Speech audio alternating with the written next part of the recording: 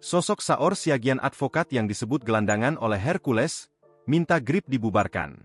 Nama Saor Siagian kembali ramai jadi perbincangan publik. Terbaru Saor Siagian bersama para advokat lainnya membuat aduan ke Komisi 3 DPR dan meminta agar Ketua Umum GRIP Jaya, Hercules ditangkap. Tak hanya itu, Saor Siagian juga meminta DPR untuk segera membubarkan organisasi masyarakat GRIP Jaya. Saor menyoroti soal adanya aksi penutupan pabrik yang dilakukan oleh GRIP Jaya di Kalimantan. Hercules dalam salah satu perusahaan karena tidak bisa diberikan kepentingan, kemudian perusahaannya ditutup, kata Saor Siagian. Ia pun mengatakan bahwa seharusnya ormas tersebut sudah ditindak oleh pihak yang berwajib. Menanggapi hal itu, Hercules pun mengaku tak mau memikirkan ucapan Saor Siagian.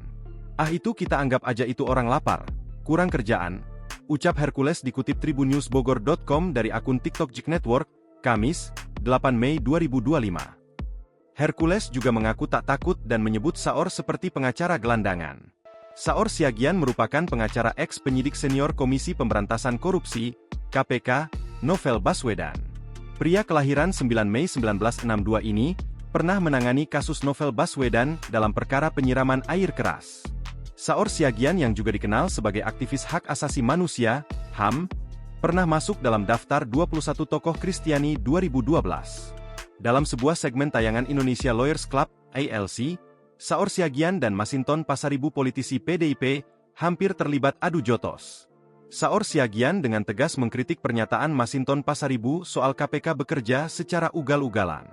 Bahkan dengan nada yakin, Saor Siagian menuding bahwa partai yang membawahi Masinton Pasaribu, PDIP lah yang seolah sedang melemahkan KPK saat ini. Tak terima dengan tudingan Saor Siagian, Masinton Pasaribu pun menanggapinya dengan keras. Hingga akhirnya, debat panas antara Saor Siagian dan Masinton Pasaribu tak lagi bisa dihindarkan.